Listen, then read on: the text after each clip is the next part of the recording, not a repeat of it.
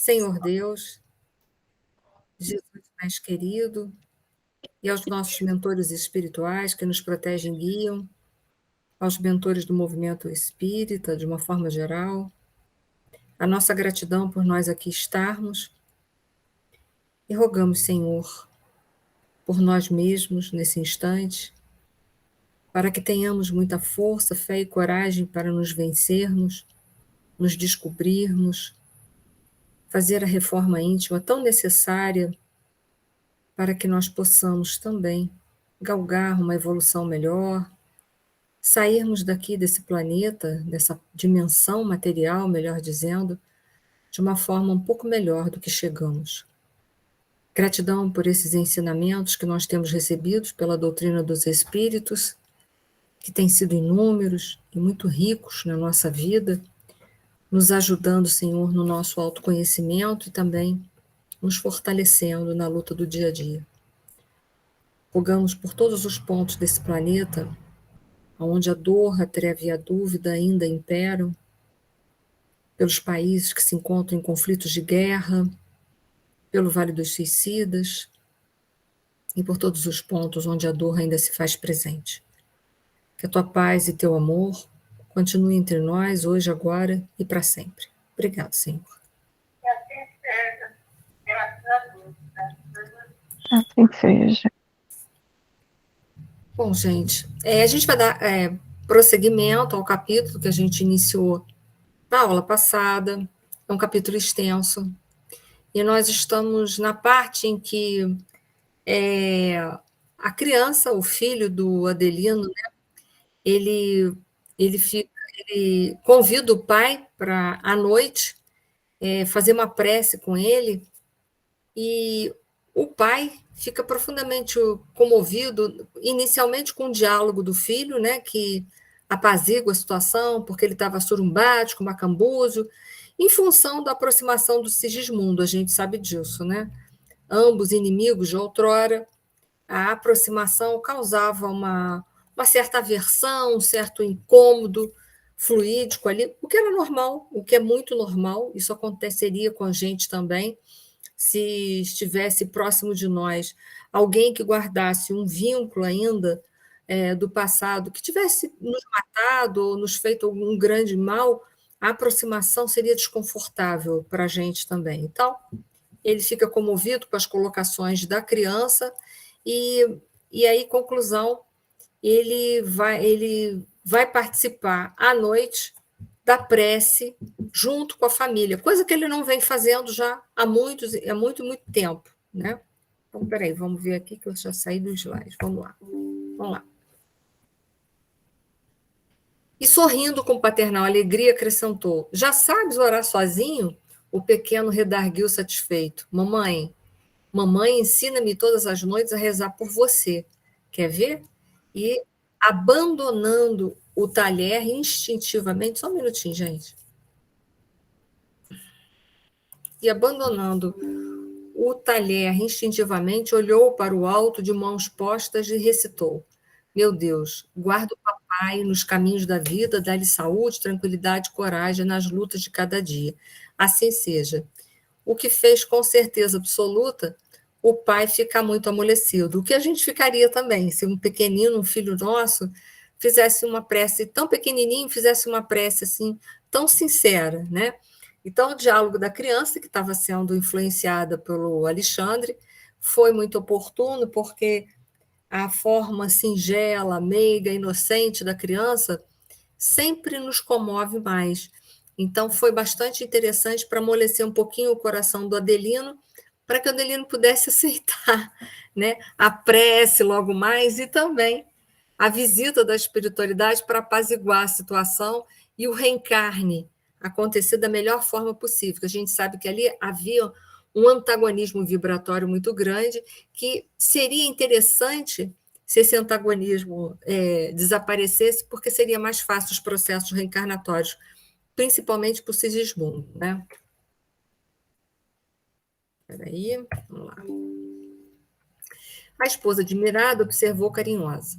Creio que deverias descansar um pouco. Comovido ante a delicadeza da esposa, Adelina continuou. tenho tido receio de mim mesmo. Então, logo me acomodo no leito, sinto instintivamente que uma sombra se aproxima de mim. Adormeço sob incrível ansiedade e o pesadelo começa, sem que eu saiba explicar conscientemente coisa alguma. Quer dizer, ele não sabe explicar conscientemente, mas é o Sigismundo implorando a ele perdão para que possa reencarnar.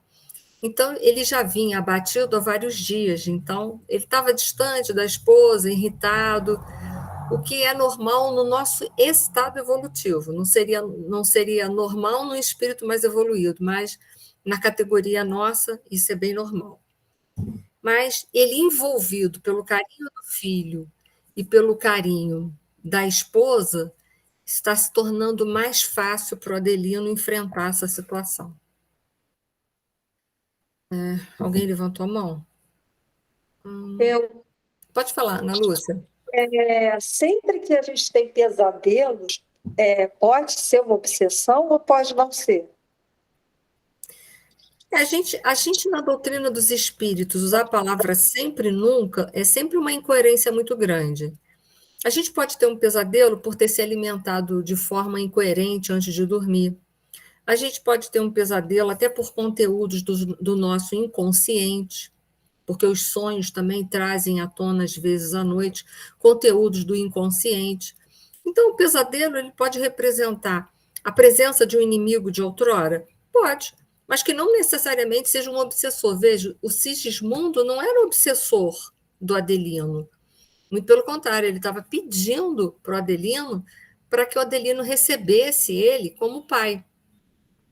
Então, a gente não pode dizer que o Sigismundo era obsessor do Adelino. O Sigismundo foi uma pessoa que, em outra vida, assassinou o Adelino, mas não era obsessor dele, né? Não era mais. Se for algum momento, não era mais.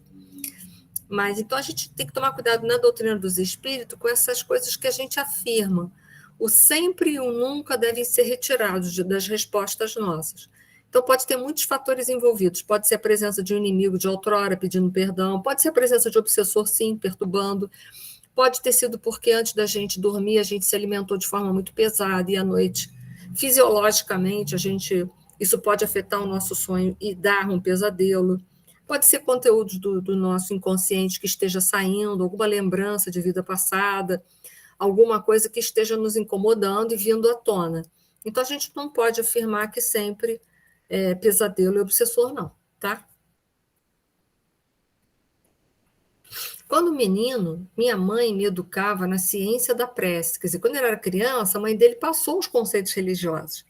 Isso acontece que as pessoas vão crescendo e vão abandonando muito Deus, né? Isso é que é ruim na nossa vida. Porque, olha só, a gente que precisa de Deus, Deus não precisa da gente.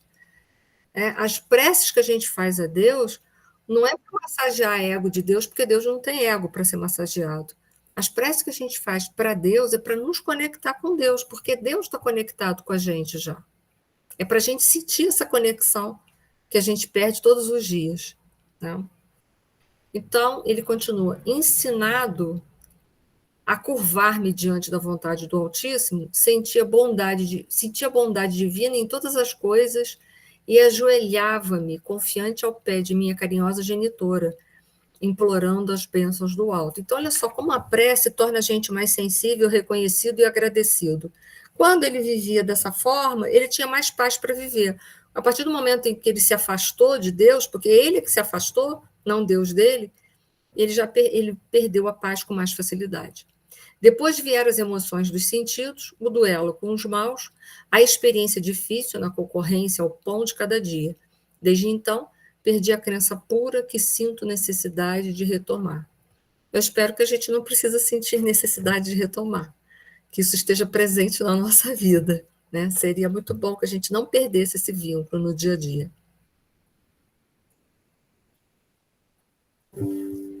O instrutor afavelmente falou a Herculano nestes termos: não devemos e nem podemos forçar a ninguém e precisamos das boas disposições de Adelino para o trabalho a fazer.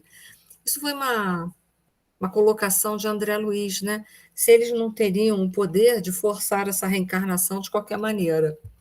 Poder tem, mas esse seria o poder da violência. O que a gente quer é o desenvolvimento dos bons sentimentos, das virtudes nos corações de todos que estão ao nosso redor.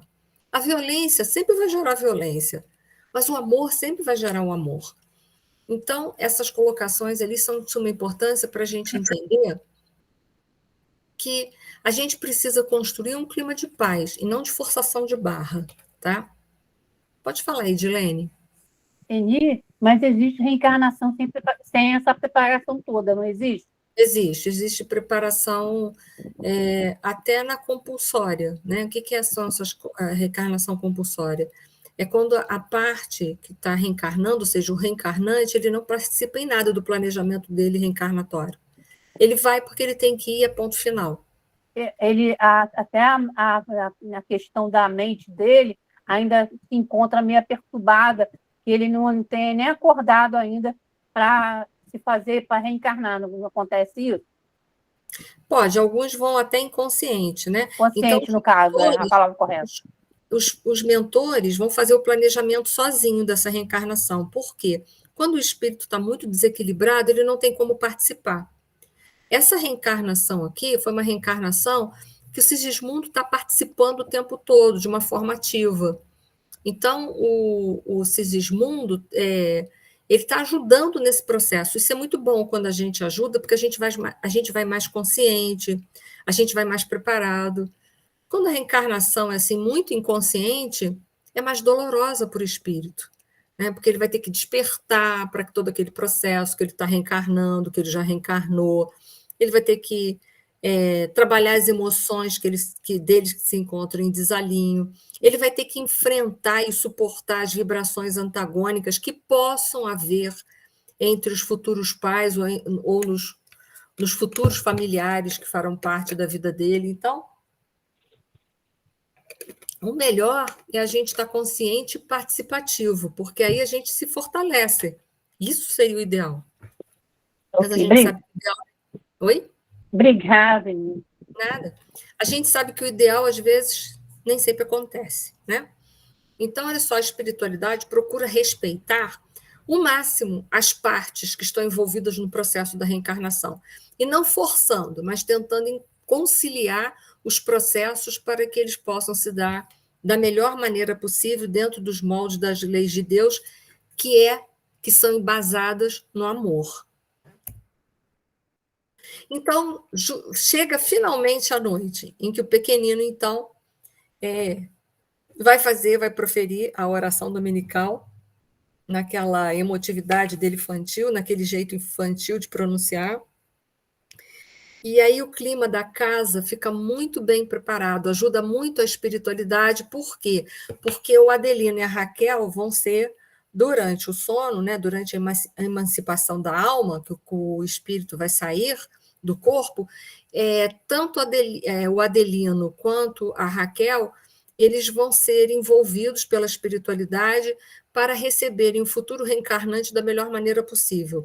Ali, principalmente, o Adelino vai ser preparado, vai ser relembrado, enfim, vai haver uma reconciliação da melhor maneira possível. Claro, eles não vão lembrar o Adelino que o Sigismundo assassinou ele, né, gente? Vamos combinar, né? Que não é por aí essa situação. O que eles vão fazer, justamente, é tentar chegar a uma reconciliação sem grandes lembranças da parte do Adelino que poderiam gerar uma situação de desequilíbrio total e acabar impossibilitando essa encarnação de acontecer. Tá? E aí, finalmente, eles saem do corpo, né? A Raquel vai ao encontro da avó materna e o Adelino ele vai acabar tendo um diálogo com o Alexandre, olha que interessante. Ele não lembra do Alexandre, olha, interessante. Como ele também não vai lembrar do Sigismundo, mas o Alexandre vai ser o mediador de toda essa situação. Foi então que vi Raquel abandonar o corpo físico dentro da luminosa irradiações, parecendo-me alheia à situação. Despreocupada, feliz, abraçou-se com uma das entidades que nos acompanhavam, velha senhora que Alexandre nos apresentava pouco antes, declarando tratar-se da avó materna da dona da casa. Nesse momento, o esposo de Raquel afastava-se do corpo físico pesadamente, olha só, ele, né, muito, muito pesadamente, até porque ele não guardava a mesma evolução da Raquel e também ele não estava afim dessa futura reencarnação, inconscientemente, né? Não é que ele tinha isso conscientemente. Não apresentava tal qual a consorte um halo radioso em derredor da personalidade, parecendo mover-se com extrema dificuldade. Existe uma diferença de evolução. E aí o Adelino, primeiramente, ele vai ver quem? O Sigismundo, e ele vai ficar apavorado, porque ele está se sentindo perseguido por ele. Mas o Alexandre, através do magnetismo dele, caloroso e amoroso, ele envolve da melhor maneira possível o Adelino para que ele possa travar com ele um diálogo e mostrar para ele, fazer com que ele possa, de alguma maneira, perdoar o Sigismundo e aceitar o Sigismundo como o novo integrante da família. Então, vamos lá. Contempla o pobrezinho que te pede socorro.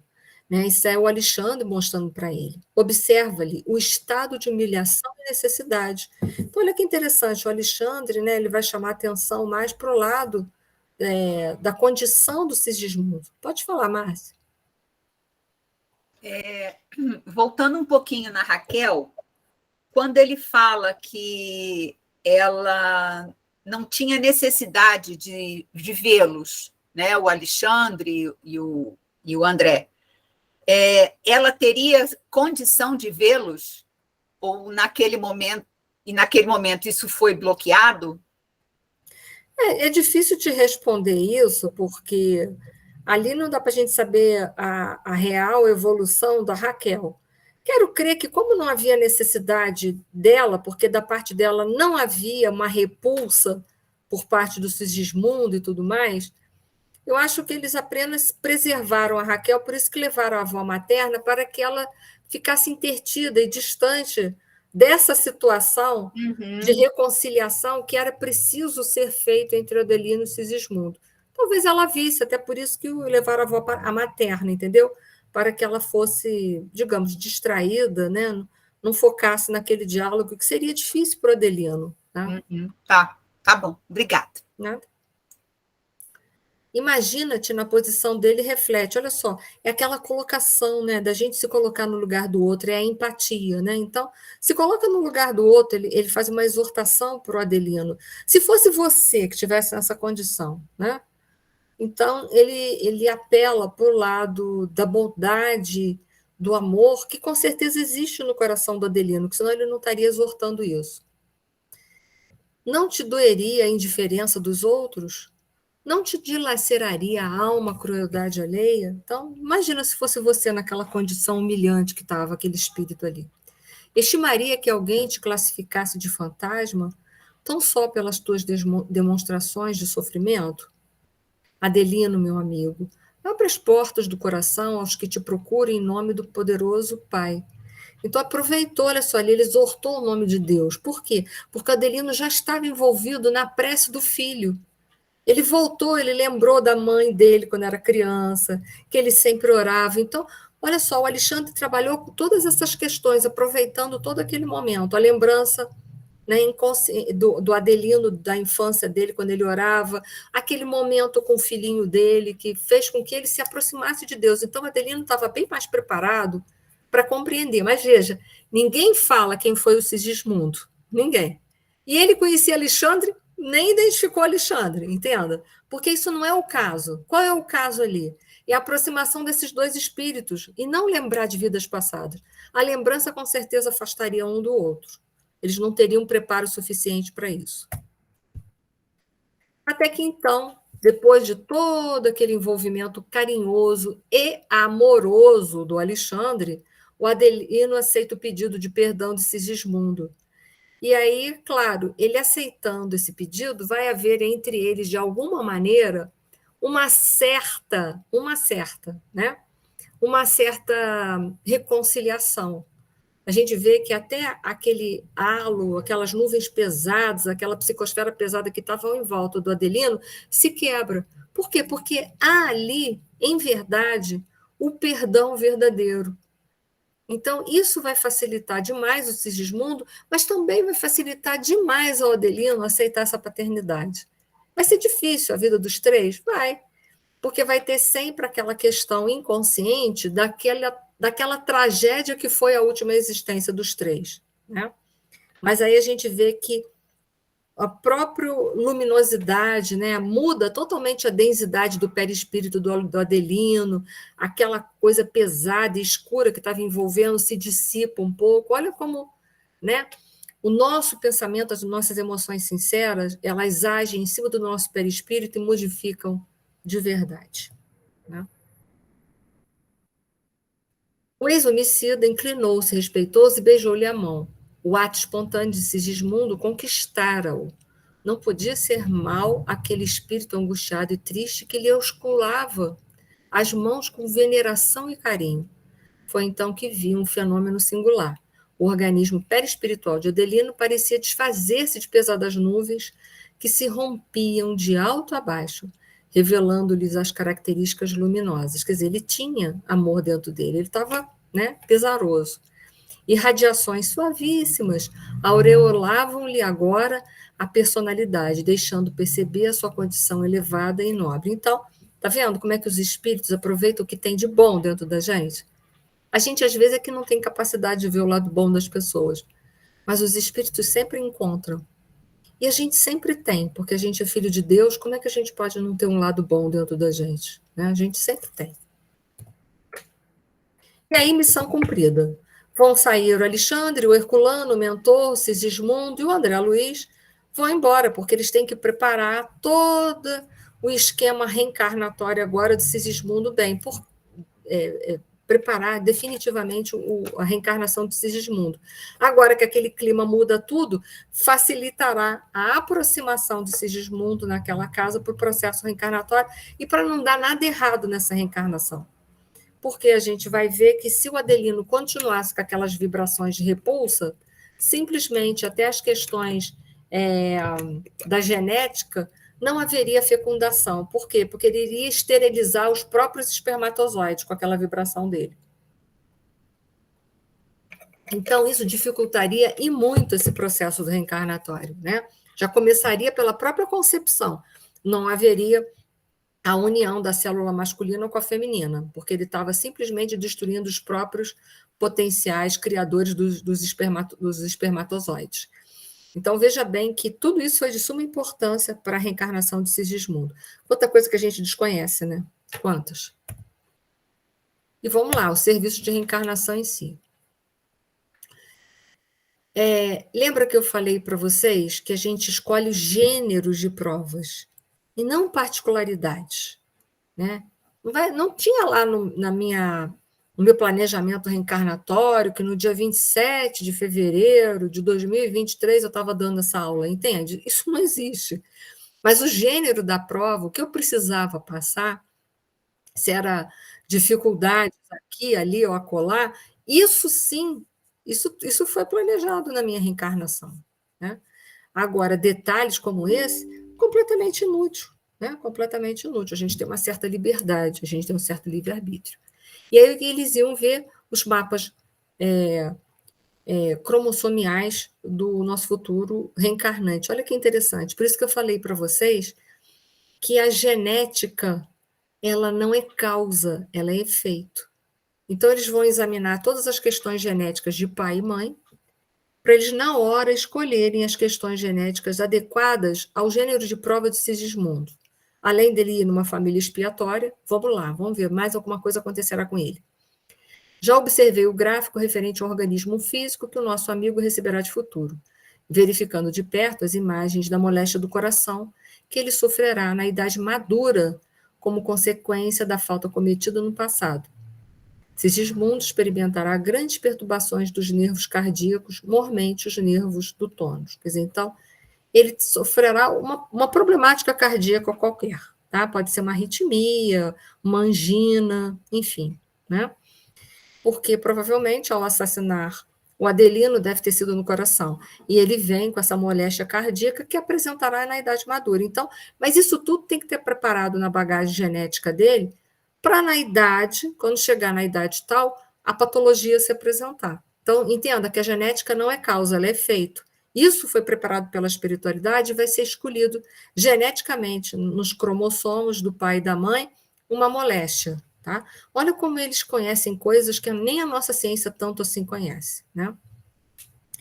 Eu frisei essa frase aqui de Alexandre, que eu achei muito bonita. A justiça divina nunca foi exercida sem amor. Ou seja, tudo que a gente passa, Deus só permite mesmo em última instância, se for necessário mesmo. Porque Deus é misericordioso e quer que a gente sofra o mínimo possível. A gente só vai passar mesmo por uma situação dolorosa se for necessário demais para nós nos restabelecermos com as leis. Caso contrário, Deus, na sua infinita misericórdia, nos poupa e nos poupará sempre de sofrimentos desnecessários. Olha que bacana isso, né? E quando a gente chega aqui embaixo, na dimensão, embaixo, do lado, enfim, não sei, na dimensão material, a gente reclama de tudo, né? Ah, porque tá ruim isso, porque eu tô assim, porque eu tô assado. Mas mal sabe não, agora a gente sabe, né? Que a gente foi atenuado e muito nos nossos resgates kármicos, né? Porque a misericórdia de Deus é infinita e livrou a gente de sofrimentos desnecessários. Vamos lá. Esse livro dos Espíritos é só para fazer link, né? Uma coisa que eu quero chamar a atenção de vocês é em que momento a alma se une ao corpo. E aí eu não vou fazer delongas nessa questão, mas a união começa na concepção. A partir do momento em que a célula ovo encontra o espermatozoide e é fecundada, é ali que começa a união da alma com o corpo físico. Por isso que na doutrina dos espíritos só se permite o aborto, a única forma de aborto permitida na doutrina dos espíritos é quando a mãe sofre risco de vida. Então existe lá uma questão no livro dos espíritos que diz que como a encarnação da mãe já está em andamento, melhor que se interrompa que está iniciando. Então, é a única situação que a doutrina dos espíritos dá aval ao aborto. Em nenhum outro caso, a doutrina dos espíritos dá aval ao aborto, nem ao estupro, nem à anencefalia. Tudo isso que é hoje legalizado dentro do nosso país, já há algum tempo, né? Não é agora, mas já há algum tempo, a anencefalia, então, deve ter o quê? Uns 2, 3 anos, um pouquinho antes da pandemia, né? Uns 4, 5 anos, no máximo, que a anencefalia foi permitido por lei no nosso país. Então, estupro, anencefalia, no caso das mulheres que sofrem problemas, né, durante o parto, mas nem a anencefalia, nem o estupro, a doutrina dos espíritos não é a favor disso, tá? Porque o acaso não existe. Se houve aquela união, tem uma razão de ser que deve ser levada avante. E eu quero chamar a atenção também que se a união começa na concepção, a pílula do dia seguinte, a doutrina dos espíritos deixa uma interrogação e aconselha ao não uso, porque a gente não sabe se no momento em que a pílula agiu, se já havia a união de um espírito com aquela célula, tá? Então, a única forma de aborto mesmo que a doutrina dos espíritos dá aval é no caso em que a mãe sofre risco de vida, tá bom? Então, vamos seguir. A força do nosso pensamento. O pensamento envenenado de Adelino destruía a substância da hereditariedade, intoxicando a cromatina dentro da própria bolsa seminal, fazendo com que seja destruída as possibilidades genéticas da célula, né? Então, a gente vê que o pensamento, como Emmanuel nos fala em Pensamento e Vida, ele é uma força eletromagnética. Como a eletricidade, ele tem movimento, ele dinamiza, né? E como magnetismo, ele atrai. Então, a gente sabe que eletricidade e magnetismo gera gravidade, né? E afinidade. Então, olha como o pensamento ele é importante. Ele matava todas as possibilidades genéticas com o seu pensamento. Então, seria muito difícil o processo da reencarnação de Sigismundo se eles não conseguem essa intervenção através da paz, do amor, da conciliação, porque ele não ofereceria bagagem genética para a formação do novo corpo do Adelino. Não haveria nem sequer a inseminação, tá? Então, não haveria fecundação, melhor dizendo, tá? Pode falar, Eduardo.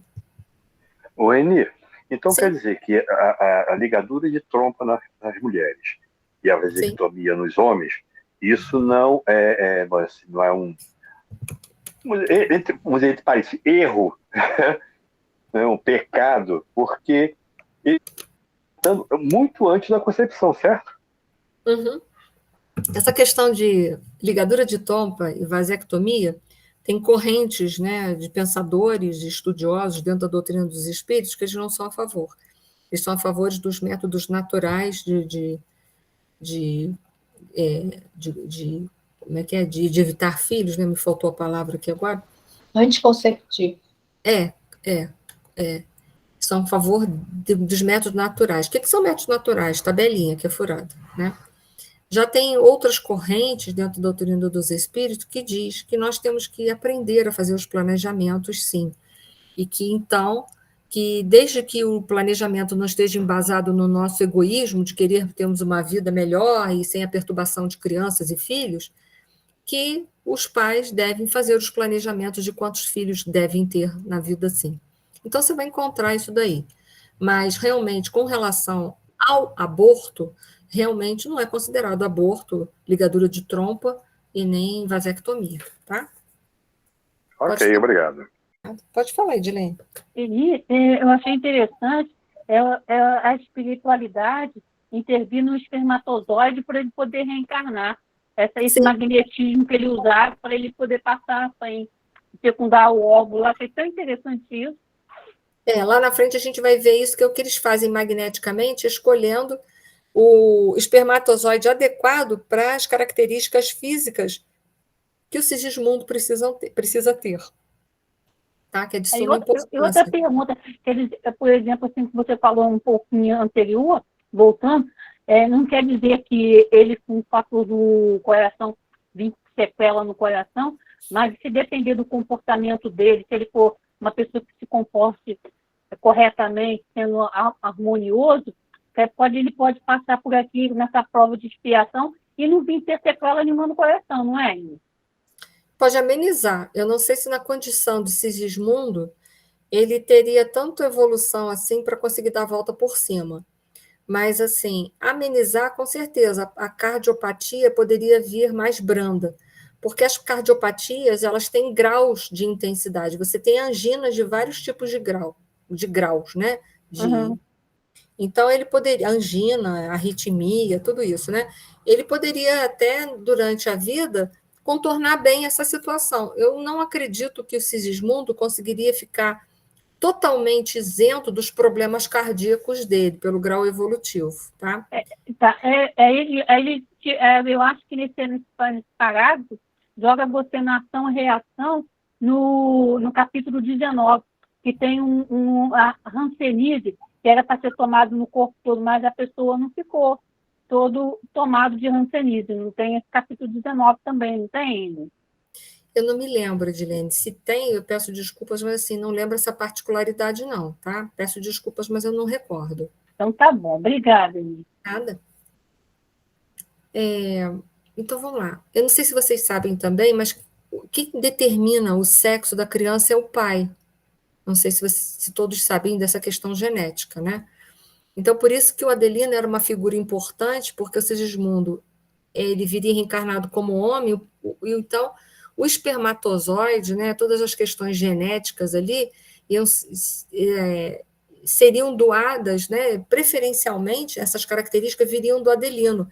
Por isso que precisava amenizar o máximo a divergência vibratória entre ambos, porque eles precisavam utilizar do melhor espermatozoide com as condições genéticas necessárias para poder oferecer a reencarnação aos moldes que precisavam ser para o Adelino, tá? As reencarnações têm planejamento, tá? Elas podem não ter sido planejadas, mas elas têm planejamento. Então, vamos lá. Trata-se de um domínio de semibrutos, onde muitas inteligências admiráveis preferem demorar em baixas correntes evolutivas. É inegável que também aí funcionam as tarefas de abnegados construtores espirituais que colaboram na formação básica dos corpos, destinados a servirem as entidades que reencarnam esses círculos mais grosseiros. Então, essa conversa aí do André Luiz é que ele quer saber como é que funcionam todos os processos reencarnatórios. Então, a reencarnação daqueles que são mais brucutus, que guardam menor evolução, abnegados construtores espirituais que vão ajudar nesse processo. Então, isso que eu digo para vocês, as reencarnações não ficam na mão de qualquer um, né? Porque as reencarnações são para dar certo. Eu estou só reforçando isso, que eu já ouvi dentro do movimento espírita pessoas falando que obsessores planejam a nossa reencarnação e fazem. Imagina, eles iam mandar a gente vir com um olho só no meio da testa e cego, né? E com um buraco só do nariz e entupido para respirar. Imagina, né? Eu estou aqui exagerando, mas imagina, né? Manda ela vir com uma boca linda, mas sem a língua, não vai poder falar nunca. E os dentes vão cair todos, assim que ela se tornar adulta. Quer dizer, entenda. Imagina, né? Eles iam te utilizar do processo de vingança, gente, né? As reencarnações não são destinadas a fracassar, são destinadas a dar certo, né? Tem que ter chance para ambos, né? Pode falar, Márcia. Eles poderiam vir com planejamento de causar tumulto, fazer confusão, enfim. Como assim? Quem? Essas que seriam programadas pelas trevas. Mas não existe programação pelas trevas. Sim, é isso que eu acabei de falar. Não, pois é, mas ao invés de, como você disse, ao invés de vir cego, surdo, assim, mas vir montado para fazer bagunça, confusão. Eles iriam. Imagina o teu obsessor fazendo o teu planejamento reencarnatório, Márcia. Ele ia deitar os cabelos, né? Vou fazer com ela tudo que ela me fez sofrer elevado a 1000. Era isso que eles iriam fazer. Então, não é permitido, a espiritualidade não permite esse tipo de situação, né? O espírito vai sofrer o que ele precisa. A misericórdia de Deus está sempre envolvida. Por isso que eu trouxe esse trechinho aí do livro, que era só para comprovar para vocês que as trevas não fazem planejamento reencarnatório de ninguém. Eles não têm autorização para esse tipo de situação, porque eles fariam uma reencarnação toda voltada para a gente não conseguir suportar e falir desde o início.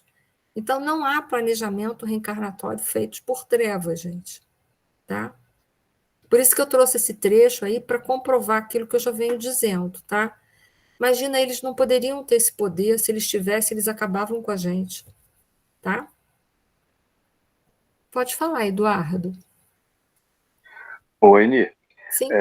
Mas o Adelino poderia rejeitar, não querer receber os seres do mundo como filho, né? Poderia acontecer isso. Aí ele teria que reencarnar em outra família, né? Difícil, tá? Porque, primeiro, Deus nos ajuda para que a gente possa reencarnar através de um processo do amor. Se a gente não aceita o convite do amor, determinadas expiações que precisam acontecer vêm através da dor mesmo. Ele poderia embaraçar muito, mas eu não sei até que ponto, pela lei de Deus, ele poderia evitar totalmente, tá? Não sei te responder isso. Mas se houvesse uma necessidade mesmo, iria ser difícil, acredito muito difícil para Sigismundo, mas não quero crer que seria impossível para o Sigismundo, tá? Só que eles não vão utilizar-se da força. Eles iam tentar o tempo todo, de alguma maneira, envolver o Adelino de alguma sorte para que isso acontecesse, tá? Não, porque eu já li um livro, não lembro qual foi, que a mulher foi convidada, né? Ela foi levada até quando dormia, né? A presença dos espíritos para poder convencê-la a receber um espírito como filho. E ela se recusou. Sim. Entendeu? Ela se recusou. Ali, nisso, eu não sei se foi livro ou se foi audiolivro, não sei. Depois não segue muito à frente para dizer o que aconteceu. Entendeu? Por isso é que foi a minha pergunta. Eu quero crer que a força nunca a espiritualidade vai usar, tá? Mas a espiritualidade é tentar todos os meios como ela vinha tentando. Se de tudo ele esterilizasse os espermatozoides sempre com a força do pensamento dele, o Sigismundo fatalmente ia ter que reencarnar numa outra família e se aproximar dele de uma outra forma. Teria que se fazer um novo planejamento, tá? Mas... Certo. E eu não quero crer que, em condições normais, a espiritualidade sempre encontra um meio, tá, gente? Mas é claro, a gente pode fazer mau uso do livre-arbítrio, né? Não, ele poderia intoxicar o espermatozoide, jamais conseguir ter filho, a mãe poderia provocar abortos, enfim, como a gente já leu em outras obras de André Luiz. Mas a espiritualidade tentaria de todas as formas para o Sigismundo tentar reencarnar ali da melhor maneira possível. O que poderia ser muito difícil, seria difícil para o Sigismundo, né? Espera que tem uma pergunta aqui no chat. Como se explica... Ok. Não, obrigado, já esclareceu. Como se explica na doutrina o que você falou da gestação interrompida devido ao risco da morte da mãe? Onde entra a evolução espiritual aí? Para que um espírito se ligar a um corpo que fatalmente morrerá. Pois é, o acaso na doutrina dos espíritos não existe. Tem lá uma questão sobre essas gestações que duram pouco, que ocorrem as questões do aborto espontâneo, mas que vai se aplicar também às questões do aborto que terá que ser feito por causa do risco de vida da mãe. A gente sabe que há muitos espíritos que precisam apenas de um certo momento na matéria para completar outras vidas, como no caso, por exemplo, dos suicidas, tá? Então, o que acontece é isso. É claro que a espiritualidade não dorme no ponto. Se uma mãe está no meio de uma gestação e ela corre grande risco de vida, e é necessário mesmo, ou interrompe aquela gestação, ou a mãe vai morrer, é claro que a espiritualidade já sabia antes. Então, aquele espírito precisava apenas de umas horas de vida, ou precisava passar pelaquela provação, de passar apenas por uns momentos de vida, tão somente com aquela família. Não sei se eu respondi a você. Só me diz se sim ou se não, por favor. Ok. Pode falar, Eduardo. Ô, Eni, agora você tocou no assunto, porque eu já escutei agora de você, e já li, acredito que tenha lido, e já escutei alguém falar sobre isso, que você tem espíritos que precisam de, às vezes, horas, né, para cumprir. Precisa o quê? Ficou picado, Eduardo. Precisa de o quê? Ficou picado. Precisa, às vezes, de horas, né, para poder cumprir, vamos dizer assim, gastar aquele fluido vital dele, né? Não é gastar, não. Não é gastar, não. É porque ele foi suicida em outras vidas, ele vai precisar apenas, pelas marcas que se encontram no perispírito dele, ele precisa apenas de uns meses ou de umas semanas na matéria, até para poder se desvencilhar de algumas impressões que ficaram gravadas no seu perispírito, tá? Ah, então tá. Não, foi exatamente, foi o que me falaram, mas não com essa explicação sua, que não é para gastar o fluido vital. Quer dizer, eu fiquei assim, mas uns dizem que sim, outros dizem que não. Então agora você explicou. Obrigado. Porque olha só, quando o espírito já se encontra na espiritualidade, o fluido vital dele já está esgotado. Se ele já está em vias de reencarnação, ele não tem mais fluido vital para esgotar que esteja aliado ou preso ao perispírito dele. Isso já acabou. Se ele vai reencarnar de novo, ele apenas precisa daquela reencarnação curta, apenas para ele poder se libertar de algumas impressões que ele ainda traga no seu corpo. Para quem já leu o livro Entre a Terra e o Céu, o menino Júlio que foi tão falado, ele foi um suicida. Ele precisou de uma reencarnação rápida, porque ele não estava conseguindo se libertar do problema que ele tinha na glote pelo afogamento que ele provocou nele. Então, precisou de uma reencarnação rápida dentro da mesma família, onde ele ia receber o mesmo pai e a mesma mãe, houve um aborto ali espontâneo, né? Ele precisou daquele tempo rápido de reencarnação. Eu acho que o menino Júlio até chegou a nascer, não me recordo muito bem, chegou a nascer, né? Ele chegou a nascer, ficou um período curto naquela família, teve um problema na mesma região e veio desencarnar. Foi uma reencarnação curtinha. E aí o Júlio volta para a espiritualidade, o menino Júlio, e depois, mais para frente, ele reencarna com aquele mesmo pai, com aquela mesma mãe. Às vezes são reencarnações curtas que a gente vem, só para essas questões, tá? Pode falar, Ok, Célia. obrigado. Não. Enir, você falou que em casos de espíritos assim mais comprometidos, existem a espiritualidade que é mais abnegada para ajudar no cálculo, na programação da reencarnação. Então, eu sempre tive essa dúvida de que existe, então, uma linha muito tênue entre os muito comprometidos e os menos comprometidos. Qual seria, assim, essa linha que dividiria uma reencarnação compulsória? A reencarnação compulsória, ela é chamada de compulsória, primeira mão, ela é chamada de compulsória quando o espírito que vai reencarnar, ele não participa do planejamento dele reencarnatório. Ou porque ele não deseja reencarnar, ele está resistente a esse processo de qualquer maneira, ou porque ele está tão inconsciente desse processo, ele nem tem noção dessa questão, e ele precisa reencarnar, ele não pode mais ficar ad eterno na espiritualidade, ele precisa reencarnar. Então, a compulsória é isso. O espírito ele não participa, mas existe o planejamento.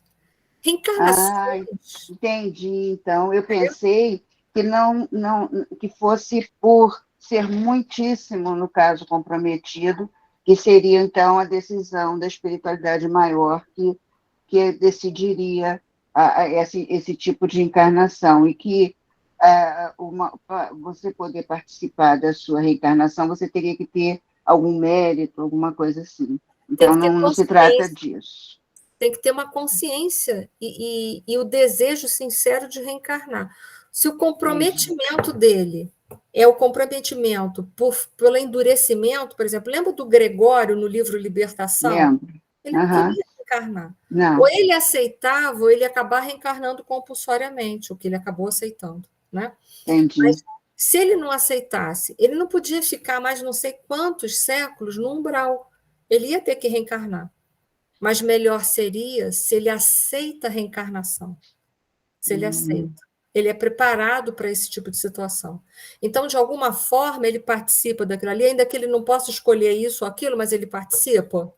Há uma participação dele. Não é pego na marra, olha só, Gregório, você já passou dos limites. O tempo que você está vagando nas trevas, improdutivamente, acabou. O seu tempo aqui, você já gastou todo o livre-arbítrio que você podia, agora você não tem mais livre-arbítrio por mau uso. Então, agora você vai querendo ou não querendo, você tem que ir. Agora é o momento da reencarnação. Né? Então, ele não participaria em nada, seria muito doloroso para ele todo o processo. O que, se ele participa, ele se prepara, é muito melhor. Né? Então, esse é o comprometimento. Ou espíritos, como, por exemplo, o menino Júlio, que chega na espiritualidade, ele não consegue se desvencilhar da forma de criança, ele está muito preso àquela última existência dele. Esse é o grau de comprometimento do Júlio. Não é porque ele é mau nem quer reencarnar, ele está preso por uma fuga. O que faz a espiritualidade? Planeja tudo direitinho para o Júlio e vai. Entendeu? Eu não sei se foi sim, bem esclarecedor, porque eu achava que existia alguma coisa de mérito em você poder participar ou não e a reencarnação compulsória. Agora eu entendi, muito obrigada. A gente participar está em decorrência do nosso grau evolutivo. Quanto mais flexível, mais a gente está evoluído, mais a gente vai poder participar. Isso não deixa de ser mérito, porque não foi você que granjeou isso? Então, se você está lutando para ser melhor, você deseja, você está correndo atrás, isso é mérito, você pode participar. Agora, se vamos supor, se a gente é tipo um Gregório, que está lá nas trevas, e não quer ir ponto final, você não tem mérito mesmo, né? Você não quer mesmo, né? E ponto final, né? Ok, obrigada, Aninha. É Márcia, né, agora? Eu assisti uma palestra uma vez, um estudo do pessoal da AME, da Serra Gaúcha, e o palestrante, ele comentou que as crianças que... como é que eu posso dizer? Esses delinquentes, né, que a gente vê hoje em dia, crianças envolvidas em guerra de tráfico, essas coisas assim, que, ao desencarnar, eles ficam errantes, eles não vão para colônias imediatamente para serem acolhidos, né? E assim, eu falei assim, gente, mas as crianças, de uma maneira geral, elas são acolhidas Por que que esses ficam errantes, digamos assim? Tem um caso da Revista Espírita de uma criança que perversamente mata outras dentro de um baú, eu não me lembro agora, eu posso depois procurar. A gente tem que entender que há crianças e crianças. Quando já há o mau uso do livre-arbítrio, né? Porque foi uma coisa premeditada. Você vê, você colocar uma pessoa dentro de um baú, sentar em cima e fechar e trancar a pessoa ali, esperar, a pessoa está batendo lá de dentro que quer sair, e você, maldosamente, você continua, e você vê que a pessoa para de respirar até morrer, você deixa ela ali, há uma intenção e mau uso do livre-arbítrio. As crianças não vagam no umbral quando elas não usam o livre-arbítrio dela, então elas não acertaram e nem erraram. Então, são crianças que são recolhidas pela espiritualidade. A partir do momento em que você usa mal o seu livre-arbítrio, então você já tem débitos, e aí você fica à mercê do seu mau uso do livre-arbítrio. Então, infelizmente, isso pode vir a acontecer. Elas podem vir vagar. Mas entende, vir vagar. Esses espíritos têm mentores que os auxiliam, né? Mas para eles têm que ter a capacidade de percebê-los e têm que também aceitar a ajuda. Né? Porque essa criança, por exemplo, que matou a outra dentro do baú, depois é dado toda uma explicação sobre que é um espírito primitivo, maldoso mesmo, mas que iria ser transferido para um outro, se eu não me engano, para um outro planeta até, né? Para prosseguir a sua jornada evolutiva. Então, veja como há sempre a presença da espiritualidade cuidando. Então, vagar também, quando a gente vaga e desencarna, é muito por conta da gente, esse vagar, tá? Porque a gente sempre vai receber ajuda. Mas eu entendo a sua colocação, você está querendo dizer que não há crianças que vagam no umbral. Não há cuidado, sempre, nunca. Em geral, não, porque como não houve o uso do livre-arbítrio, não fez o bem nem fez o mal, retorna de novo para a colônia onde estava. Mas a partir do momento em que fez uso do livre-arbítrio, aí a situação já modifica. Tá, joia. Obrigada. Deixa eu só ler o chat, a Regina colocou assim: todas as reencarnações são programadas ou planejadas? Todas possuem planejamento, mas nem todas foram planejadas, porque a gente tem que levar em consideração, eu acabei de ler sua pergunta, mas a gente tem que levar em consideração essas relações fortuitas que sempre existiram e que acabam, às vezes, as pessoas engravidando por um acaso, né? Porque o acaso não existe. Aí ela coloca assim: já ouvi, inclusive, instrutores dizerem que nem todas são programadas.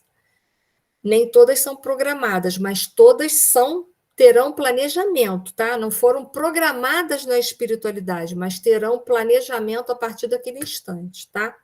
Grande parte dos espíritos reencarna e fica regido pelas leis de atração e reação. A gente vê por aquele parágrafo que eu coloquei ali do André Luiz que não é bem assim. Elas ficam sim, mas não assim, à mercê, né?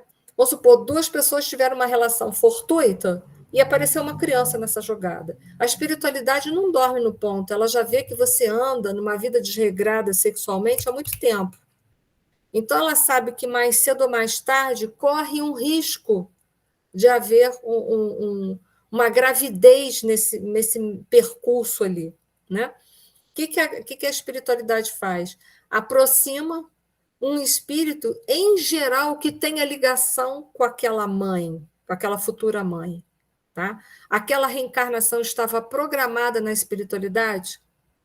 Às vezes não mesmo. Não daquele jeito, não estava mesmo. Né? Mas, a partir daquele instante, ela ganha um planejamento. Ela não estava programada, mas ela passa a ter um planejamento. A gente vê que, mesmo de espíritos mais inferiores, a reencarnação vai ocorrer por espíritos preparados, em zonas ainda que umbralinas, mas espíritos que têm conhecimentos e vão fazer um planejamento para os futuros reencarnantes. Tá, Regina? Respondi? Isso. Obrigada. Então, são poucos casos. Sei lá se são poucos, Regina. Sabe por quê? Hoje em dia tem tantas relações fortuitas, eu nem sei se eu colocaria poucos hoje, né? Mas sei lá. Vamos dizer que né? Tá bom, eu entendi a tua colocação, estou só rindo, estou só brincando. Pode falar, Márcia.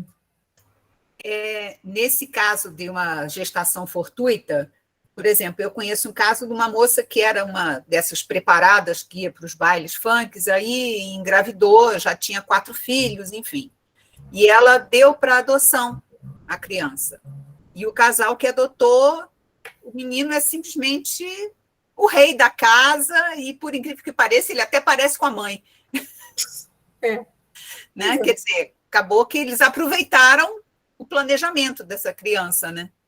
Talvez o planejamento fosse para uma outra família mesmo, outra família não podia ter filhos, às vezes acontece muito isso. Né? Não podiam. E aí o que acontece? Vem por outros meios, mas é encaminhado para ver, o acaso não existe, leia Kardec. Então, entende, não foi programado, mas tem planejamento, tá? Porque as reencarnações, bota isso na cabeça de vocês, não esquece essa frase importante que eu falei para vocês, que parece pueril, mas não é. As reencarnações foram feitas para dar certo.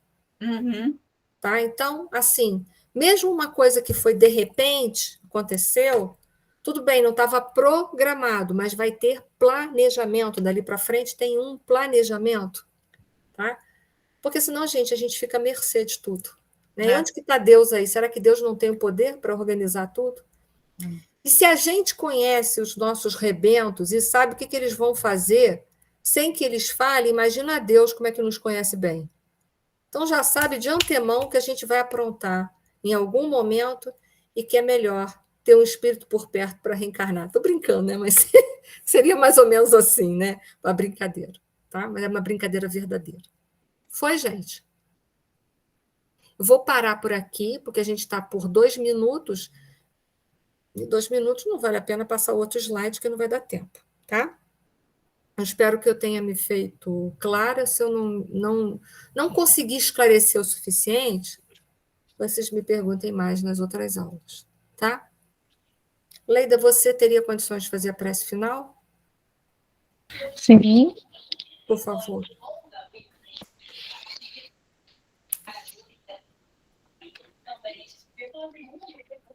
Obrigada a Deus, querido Pai, justo, amoroso e bom. A Jesus, nosso querido irmão, que junto com os seus mensageiros nos auxiliam no bem e nos socorre sempre. Agradecemos por este estudo que tanto nos auxilia e nos esclarece, e também por termos ensinado que através da prece recebemos o necessário para a nossa vivência e que através dela também podemos receber o amparo divino que sabe da necessidade de cada filho seu. Que sejamos sempre ajudados pelos bons espíritos, a fim de que possamos com calma e paciência suportar as provações que a vida nos oferece, auxiliando-nos no nosso processo evolutivo. E assim, querido Pai, que o nosso desejo de boas vibrações possa estar envolvidos no seu amparo e direcionar aos irmãos que temos nas nossas lembranças o auxílio necessário para o seu refazimento, bem como também, Senhor, para o despertar nos momentos difíceis que a vida nos oferece, necessário para o nosso aprimoramento moral e espiritual. Obrigada, Mestre Jesus, e querido Deus, nosso Pai, e demais amigos da espiritualidade, pela oportunidade da vida, pela convivência com a nossa querida doutrina espírita e demais amigos que aqui conosco nos auxilia nesse envolvimento de amizade, de carinho, de fraternidade. E que possa nos auxiliar nessa semana que se inicia e que possamos sempre ter a certeza da presença de Deus que tanto nos auxilia, nos ampara e nos protege. É assim, agradecidas estamos pela oportunidade e que nos envolva agora e sempre, amparando também os nossos lares e aqueles que temos em mente. Graças a Deus.